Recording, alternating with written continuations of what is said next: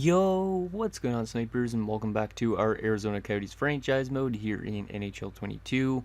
So in last episode, we had free agency, which we weren't very eventful in, and then we started up the season simulation, and as you can see, so far we are 28, 11, and 2, which is 4th best in the NHL. We've been playing some pretty good hockey for the most part. The only problem really with this team, I would say, is our penalty kill, and our defensive play hasn't been necessarily the best, but maybe that's a good thing, because maybe it just all of a sudden will be lights out in the playoffs. So I don't really know if we're going to be making much upgrades with this team for the rest of the season, because I feel like our roster is pretty good for the most part. The one problem I would probably have with this team is the lack of center depth in a sense, because Penner has dropped back down to being a third line scoring forward. So his contract that we gave him is a little bit overpriced, so we might have to look at trading him away in the off season or something like that, since he's more of a third liner and he has not been performing as well as somebody like Jackson McIntyre has. So maybe Penner will be thrown on the block at some point. But our center depth could definitely use a second line center, and then our defensive core is still a little bit weak in a sense, but you can win Stanley Cups with a weak defense, so it just comes down to our offense outscoring that. So I don't really think this team really needs much movement, and we could just kind of see how this team simulates the rest of the season, and hopefully they could have a good playoff run as well, because we're more than likely going to be a playoff team at this rate. But the question is, how long are we going to be a playoff team for? Because last year we were a second round exit. Will we be a team that could actually get to the conference finals again, or even get back to that cup finals again like we were for a lot of years in a 5-year span? So anyways, before we get into simulating more and maybe making trades depending on what we're like at the actual deadline itself, we do have one comment from Saturn Otaku who says, "Stay the course for now. If you're a first or second round exit again, it might be time for a retool as you don't have many seasons left," which is true. We only have like, I think, 7 or 8 seasons left of this franchise mode, but I don't even know if we're going to get to the end of that because of the fact NHL 23 is probably like 2 months away at this point. So we'll see if we actually even get that far. And then also Saturn Otaku was mentioning that he meant bringing in some younger players to replace guys like Shelly and Shishkinov, who both those guys, they have their contracts up this offseason, I'm pretty sure. So we will have to probably look for some younger places to replace those guys, which makes sense for especially Shelly, because Kagorodov is definitely locked up that second line spot, and Michkov's always going to be our top line player. And then in terms of Shishkinov, we do have, I guess, some replacements, like McIntyre could play on the left wing side, but I would probably look for another playmaker type of player like Shishkinov to play alongside of a sniper like Kagorodov, because that's why maybe Kagorodov scoring all these goals is because he's got a playmaker. So we should probably find ourselves a younger playmaker at some point to replace him, because Shishkinov isn't getting any younger. He's 30 years old, and he's probably one of these guys that I feel like could retire at like 33 or 34 easily. So I don't think he'll have a lot of years left in his NHL career. But anyways, that was the only comment we got, because I am recording this the day after you guys would have seen the last episode, because I'd like to get these episodes ready for next week, or this week that you guys are actually seeing this. But let's get into simulating the rest of the season and see how this team does down the stretch. Hopefully the defensive play picks up a little bit. I did actually go ahead and edit our lines a little bit. I did change up the power play lines to an extent. Like the power play was doing really well, but I decided to move Shelly up into the actual forward group and then put Penner on the point, because Penner's actually got good shooting categories, and I want to give Shelly an opportunity to start scoring more goals potentially on this line. So just because he's been off to a little bit of a sluggish start, I want to put him there and see if he can start scoring more goals. And then penalty kill wise, I didn't really touch anything, but the penalty kill hasn't been, I think it wasn't that great this season so far. But I do still trust in it since it's got good chemistry. Like this +5 is really nice to see. So we'll see if this team improves at all in terms of defensive play and stuff like that the rest of the season.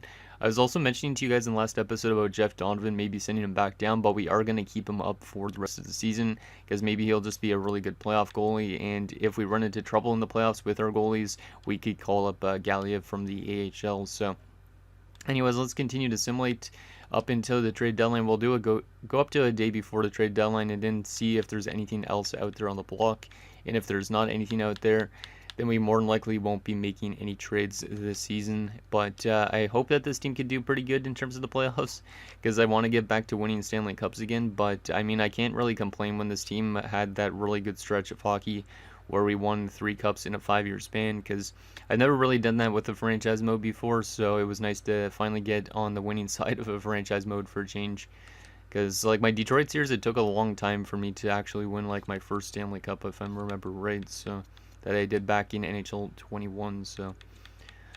So Delorier back in here, that is good.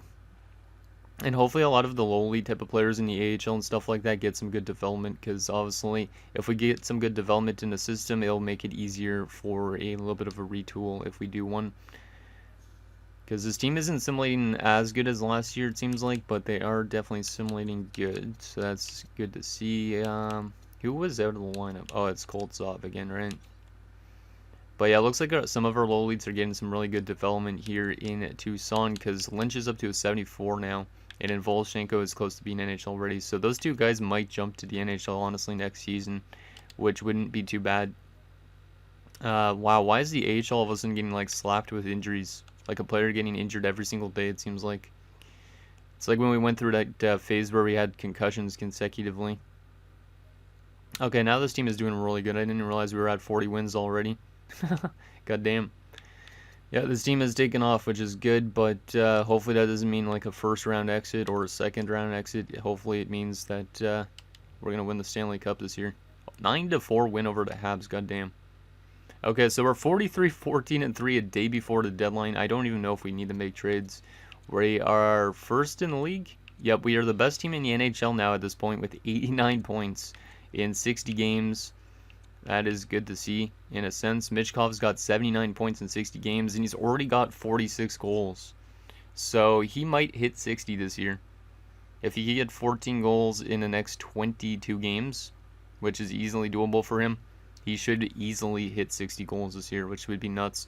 And that's why I gave him his contract extension at the beginning of the season and didn't wait till the offseason. So, but let's take a look what's out there trading block-wise, just to see if there's anything that could help our offense maybe a bit, or maybe we'll just keep the team it is, because let's see, defensively, how is the offense looking on the back end, or the defensive play on the back end looking? Actually, really good. Everybody on the defensive core is like a +10 and above. That's pretty nice. I mean, none of these guys are super offensively minded, but still, it's pretty good. And goalie-wise, how's the goalie numbers looking? Not necessarily the greatest. It looks like Jeff Donovan really had a good second portion of the season so far. He's up to 10 wins. But his save percentage and goals against is still not the greatest, but it has improved a lot since we last looked. Interesting. I'm not going to look at player stats total yet, but let's just take a look at what's out there trading block-wise. Because if we are to find something, it would be something offensive on the back end, I think, or a better second-line center.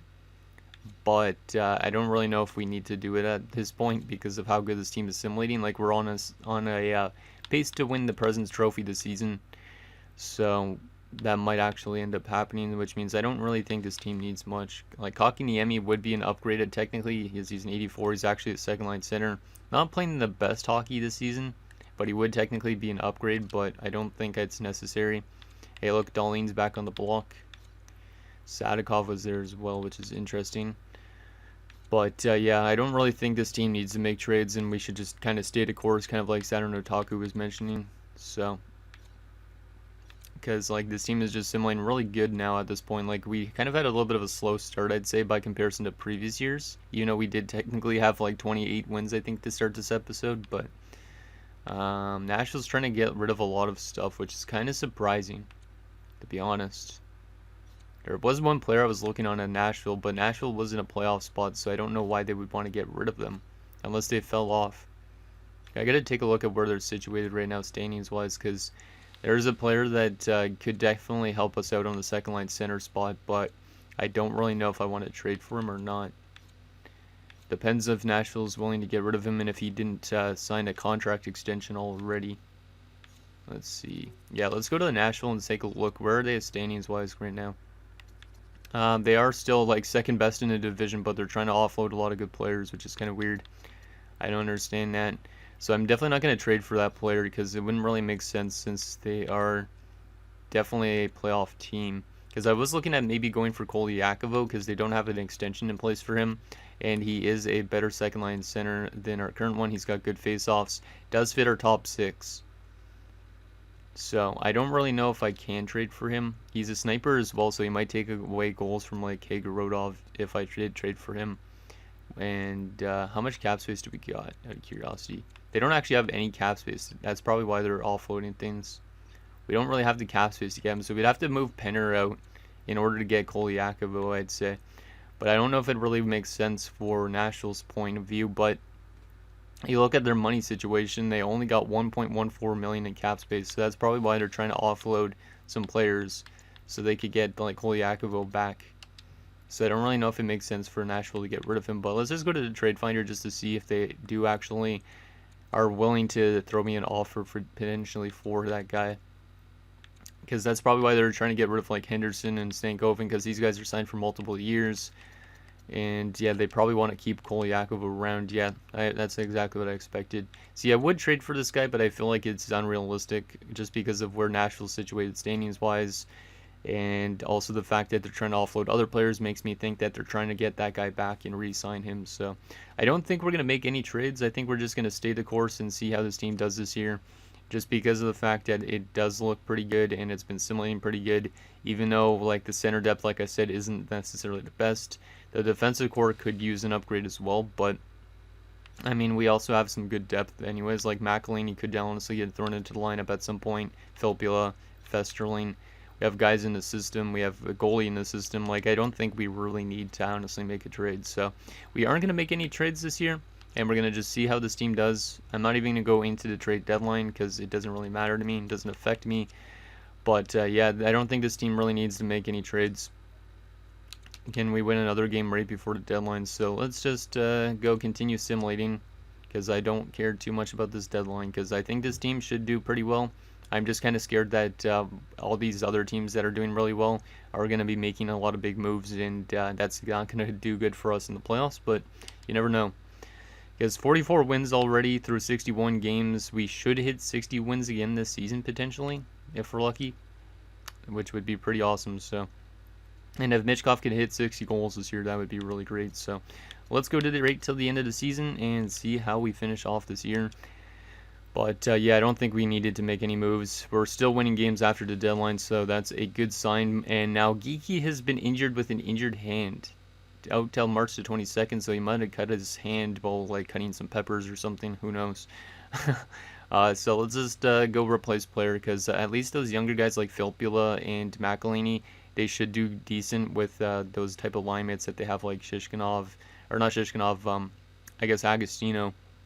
And Michkov, they should put up a lot of points playing with those type of guys. So let's just go replace player, because I'm okay with putting those type of guys in that type of situation. And we lose a couple games in a row with Geeky being out, which is interesting. But I mean, Geeky is our top line center, so we kind of are a little bit weak center wise without Geeky when that happens. So let's see how we do now that Geeky's back. We're winning games again. That's good to see.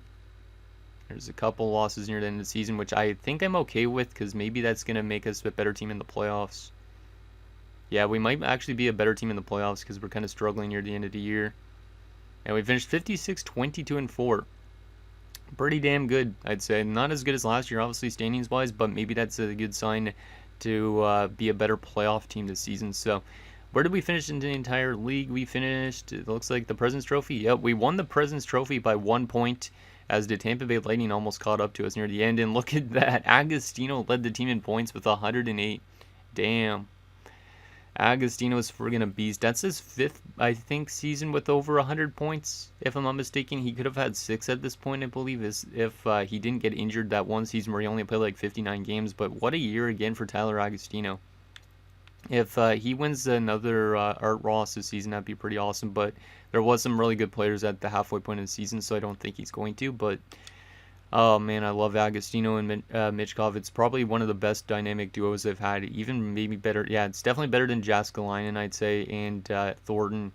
Because, holy crap, we've had some really good legends this year in franchise mode. But, yeah, we win the President's Trophy by 1 point only. Goals for per game. We were the best offensive team in the league, so we maintained our offense Nashville's fell off a lot because Nashville was scoring over 4 goals a game, but it does drop down all the way to 3.38, so they really struggled in the second half.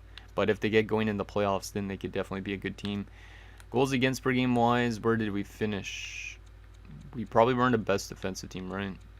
Yeah, we weren't still the greatest defensively, but I will take it. 3.16. I mean, it's not the worst. It's like kind of in the middle half of the entire NHL, so I will take it. Power play percentage wise, we were the best team on the power play at 26.2%, so our power play maintained itself, which is great to see as well.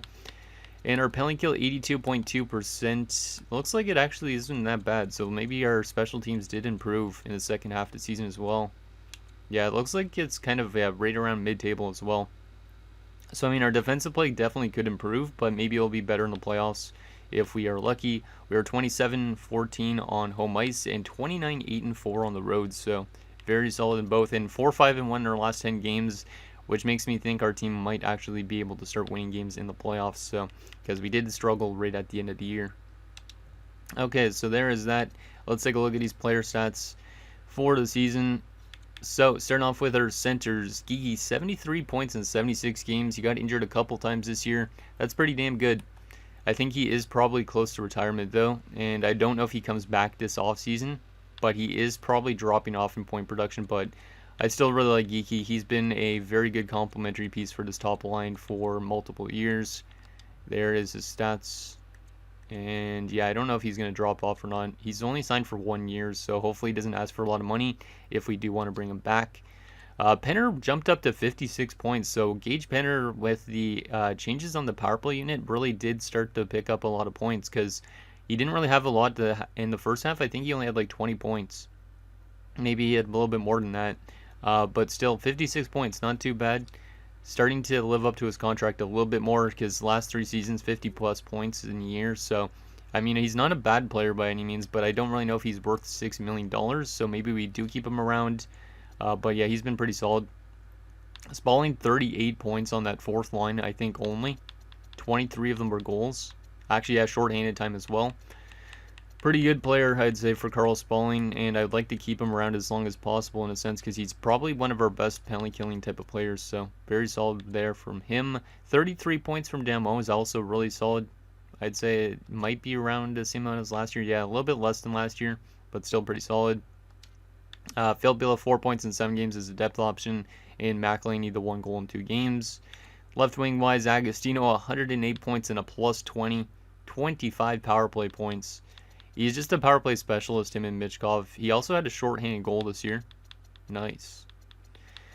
Yeah, I really love Agostino. 1 fight this season as well for the captain. He is just the heart and soul of this team at this point, for sure. Like, how much career points is he up to now? Almost 1,300, and he's only 32. If this guy plays till he's like 36, he's going to have like maybe over 1,600 points.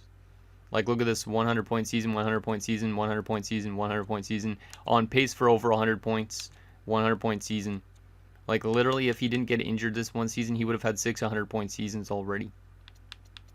Because that one season, he missed a ton of games, but every other season, he's been pretty healthy for the most part. Like, there's been a couple of ones where he's missed, like, a couple games, but that was definitely his worst for his injuries, but he was way over point per game that year. Like, I would like to have seen how much points he would have had that year at the end of the season. So there is Agostino. Shishkinov, 73 points, really good from him. He's probably going to ask him for a lot of money this offseason, so there is a chance that we lose him. But I would like to keep him around if we can, just because he's a really good setup guy for somebody like Hagorodov. Yeah, 73 points is really good from a 30-year-old. Can't ask for much more than that. He is getting statistical growth, so he's probably going to ask for more than $8 million. And then Jackson McIntyre, really solid season from him. Breakout year, I'd say. 55 points in 80 games. Yeah, that's pretty damn good. That's his best season in the NHL. Maybe it's because he started getting some power play time this year. I don't know, but it's a very good season from him. I really like that. And then in terms of our right wingers, Michkov, 103 points. He does not hit 60 goals, so he really slowed down. But 54 goals from him, so he has another 50-goal season. That's his 9th 50-goal season, I'm pretty sure. He has been amazing since we brought him in. Literally every year, he's hit 50 goals, except for that one where he got injured partially, which is crazy. Over 1,400 points already, 33 years of age. Wonder what he could do in the playoffs. I am so glad I locked him up. So yeah, there is Michkov. Kagorodov hit 40 goals this year, 81 points, and Shelley hit 36 goals. So it seems like, yeah, our team really jumped up in the second half. A lot of the guys that were struggling really did good in the second half. But yeah, Kagorodov, fantastic numbers. Another 40 goal season from him. And then Shelley, 59 points is pretty solid actually considering his age. He now does have over 500 goals in his career, 519. Will he come back next season? I don't really know. Depends on his asking price, but I don't think we could afford him probably. I would like to keep him here till he retires, but I don't think I'm going to be able to afford him unless he drops off a lot. Yoshimura, 54 points is pretty damn good. His ELC is coming to an end this year, so he's going to run a good chunk of money, but he's been a pretty solid player. More of a pure playmaker than anything, even though he's a two-way forward, I think. But yeah, pretty solid stats from Mr. Yoshimura. Ustorf, 26 points is pretty good for a fourth line guy and a grinder guy. I will definitely take that. Not averaging a lot of ice time, but getting a little bit of short-handed time, so maybe that helped him playing with Spalling on the PK. Defensively, Sasaki, 26 points this year. That's not too bad. Plus 14 and 103 penalty minutes this year. So Sasaki had a lot of penalties this season. Maybe a lot of fights. Yeah, 14 fights this year from Sasaki. So he was our goon pretty much on the team. But yeah, Sasaki is a very good DFD. Career plus 180 now at this point. Only had 2 seasons now with over 100 penalty minutes. So there is Sasaki still signed up, I believe, yeah, for 1 more year. Hyven, 22 points and a plus 38. This guy was a really good pickup for a top 6 type of role. Like, I didn't expect him to be a plus 38 this year, but that is fantastic. Good stuff from Hyven, and hopefully he could do that type of thing in the playoffs. McGrath, 21 points and a plus 14. I will take that as well. Solid from him. Bilesma, 18 points plus 10. Burkhoff, 16 points and a plus 21. And then Fairchild, 12 points and a plus 22. So the defensive core was really good. And then the goaltending wise, Korea was not necessarily the best save percentage wise in goals against wise, but 43, 18, and 3, which is fantastic. A 902 save percentage and a 308 goals against. And Donovan really jumped up in the second half of the season. He had the exact same goals against as Korea with the 308, but the save percentage below 900, which is not necessarily a great thing, but he did have a 14-5-1 record, and he also picked up 2 shutouts. So that's pretty solid. Not too bad. How about any goalie assists? Yep, a couple assists for each of them, or 1 assist for each of them. That's pretty solid. Let's take a look at the entire league. Let's see the forwards first. Let's see if Agostino is going to win an Art Ross or not. Probably not, I feel like. I feel like it's probably going to be that Desjardins guy or whatever. He's probably going to have like 120 points, my guess. Let's see. And yeah, it is Desjardins. He had 113 points this year. So Agostino came close to winning another Art Ross, but came up short, unfortunately. But we do have 2 guys in the top 4. Bedard also had 112 points, which is crazy because Bedard, Michkov, and Agostino were all in the same draft class, if I'm not mistaken. 2023, 2023, and yeah, Michkov would be 2023 as well, right? Yeah. So these 3 guys were all in the top 4, which is crazy. So that is an instrumental draft class. Most goals this season is going to be Darling. So Darling edges out Michkov, unfortunately, by 2 goals. Damn, that sucks. I was really hoping Michkov would win another Richard, but unfortunately he just gets beaten out. Darling was a -1 somehow after having that much points, so I guess it's because he was picking up more power play points than anything else. Best defenseman for points, out of curiosity, is going to be Cambitz, who he was over point per game halfway through the season, but then he dropped off in the second half. It looks like 69 points this year. Fedorov, 68 points. That guy was a free agent last year, wasn't he? I think so. Damn. 360 point plus defenseman, and then it's a big drop off by 10 points. Interesting. Best goalie this season for wins is going to be Korea. Nice, but I don't think he's going to win the Vezina this season. Most shutouts this season is going to be Hornquist in New Jersey with 7 shutouts. That's a lot of shutouts for the former Toronto Maple Leafs goalie, not our former Hornquist. Best save percentage by a starting goalie. Let's actually sort this by minimum games played, because I know I've seen Sin do this, and I've never actually used this feature that much. So minimum of 50 games played. Wow. Pascal Lacroix, yep, he's going to be winning the Vezina by a long shot. Yeah, it's definitely going to be Pascal Lacroix. A 923 save percentage through 64 games in a 224. Yeah, I think it's got to be Pascal Lacroix. Yeah, it's going to be Pascal Lacroix that easily wins the Vezina this season. God damn, that's an insane season from him. But yeah, at least Korea was up there in terms of wins. But yeah, he's not going to win the Vezina this year for sure. Best rookie this season is going to, let's actually get rid of this minimum games played thing, is going to be probably Guillermo Trajanovic, 62 points and a plus 23, 205 penalty minutes. What the heck? God damn, this guy's a two-way forward, but what a rookie season for that guy.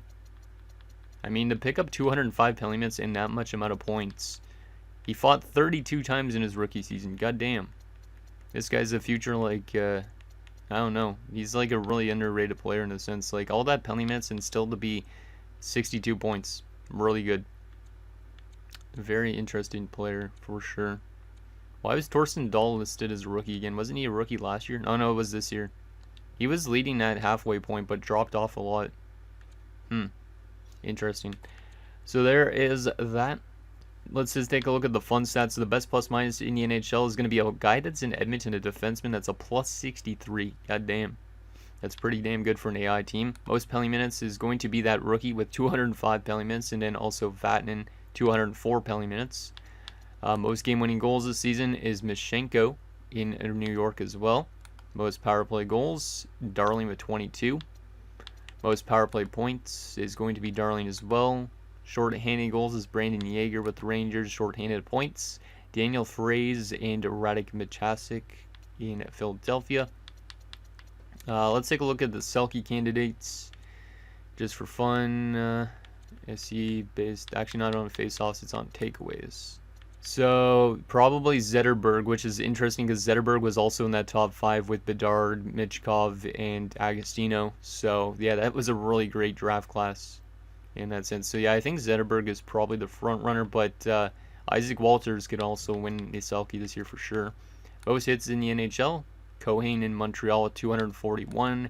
Block shots are seen in Washington. Giveaways, Teratukin in Philadelphia. Takeaways, Teravainen in Seattle. And the most fights, 35 fights from Vatanen. Goddamn. So there is that. Any goalie goals this season as well, just for fun. There was no goalie goals. Most goalie assists this season, no, was Couturier and a couple other guys with 3 assists apiece. There we go. Now we got to find out who we are playing in the first round of the playoffs. This should be interesting. But yeah, another great season from this team. Back-to-back President's Trophy winners, I think, because I think we won it last year, right? So, okay, we're going to be taking on the Seattle Kraken. So we have played them in the playoffs before, but it was more in the later portions of the playoffs. Like I think like the conference finals, we played them like one time, and then the other time was when Fairchild scored against them when we won the cup. I think against Florida. So it might have been back-to-back conference finals that we played them, or not back-to-back, but the only times we played them were in like the third round, I believe, or second and third. So they went 43, 34, and 5, so not the greatest season from them. Let's take a look at what their roster looks like now, because I don't know if it's gone through any changes. And then we will also take a look at how they did during the season, and then that'll be it for this episode. So first line, they got Mario Leclerc. Very interesting looking player there, signed for a couple of years. Also Tuomo Teravainen, who was up there, looks like for the Selke, I think, wasn't it? I believe. Rohan Woodworth, so a pretty solid top line. Woodworth is definitely weak, but still not the worst top line I've seen. Second line, they have Mario Grollo, they have Zach Benson, and they also have Alan Larson. Looks like a very veteran-heavy team for some of it. Like, some of these guys are young, like Woodworth and Grollo, but these guys are all veteran type of players. Third line, Nolan Foote, so another veteran. Stanley Frank, who's 24, and Ty Menino, who's young. And a fourth line of Caden Nystrom, Xavier Borgo, and Devin Palapuz. So it's a pretty much of a mix of young guys and veteran guys. But that bottom 6 is definitely really weak by comparison to ours. Like, that third line is as good as our fourth line, probably. So, damn. I think we should be able to beat that team based on their offense. But how is their defense? Their defense is not necessarily the greatest either, but it's not terrible. They got Ashton Asham, so double Ash. They also got Stefan Gunderson. They have on their second pairing Kevin Voros and Trent Thornton, who's a young, solid defenseman. Yeah, he picks up a lot of points, actually, for having medium elite potential, actually. 4th round pick. God damn. This guy was at a good steal from the Kraken. God damn. Top 6 pairing of Ian Rogalski and Dan Bogner. So their defensive core is actually pretty young for the most part. Yeah, they only have one defenseman that's in their 30s, and that's Foros. I mean, it's not the worst defensive core I've seen, but it's not terrible, bad either. It's not good either. Goalie-wise, they're really good, though. They got Pascal Petit and Moises Dwyer, 85 and an 83.